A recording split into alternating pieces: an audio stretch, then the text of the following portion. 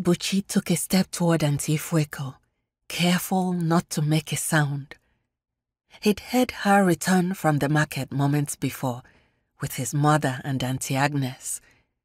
Now, she was in the kitchen by herself, humming a Christmas tune as she pulled things out of a plastic bag.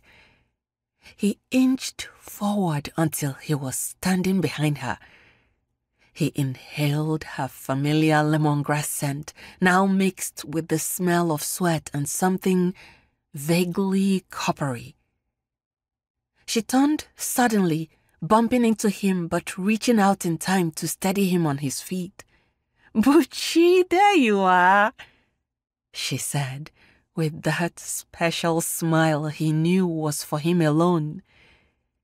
He was pleased at the breathless surprise in her voice, touched that she'd feigned it for him even though she would not have forgotten his old habit of following her around. "No, Auntie." Auntie Fueko laughed.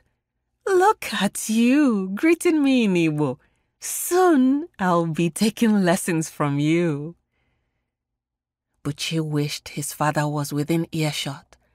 His father didn't spend much time at home, but the fog of his disapproval hung low and heavy around the house even when he wasn't there.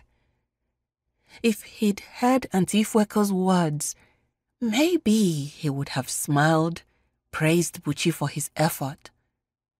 But Buchi knew better.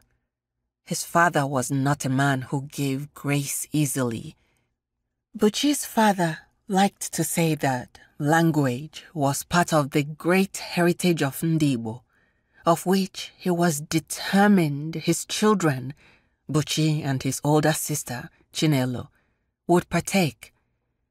And so, even though he'd barred his wife from speaking Igbo with the children at home, terrified that their English would be tainted, he would every so often engage Buchi and Chinelo in sporadic Igbo language and culture lessons that sometimes ended with Buchi close to tears.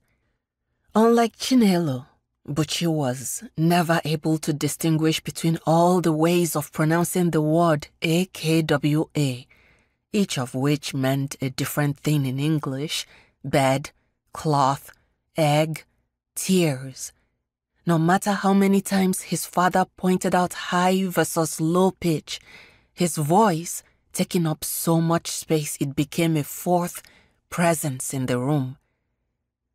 When the lessons were over, his father's disappointed gaze would follow Buchi around like a bad smell. Auntie Fueko never looked at Buchi with disappointment. She looked at him like they shared a funny secret she was always on the verge of laughing about.